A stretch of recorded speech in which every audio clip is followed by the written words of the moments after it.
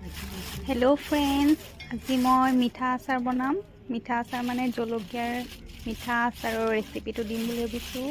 First এয়া পকা জলকীয়াখিনি মই ঠাৰিকেইডাল ছিঙি লৈছোঁ। তাৰপিছত এটা এটাকৈ বাছি লৈছোঁ এইখিনি।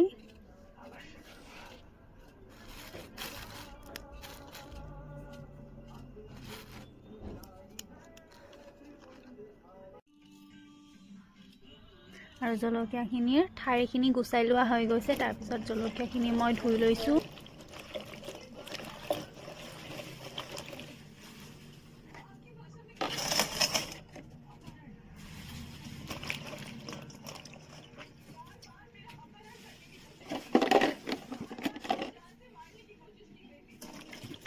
তাৰপিছত এটা এটাকৈ জলকীয়াখিনি টেমাটোৰ ভিতৰত থৈ দিলোঁ। তাৰপিছত এইখিনি নিমখ দি কেনে থৈ দিছোঁ।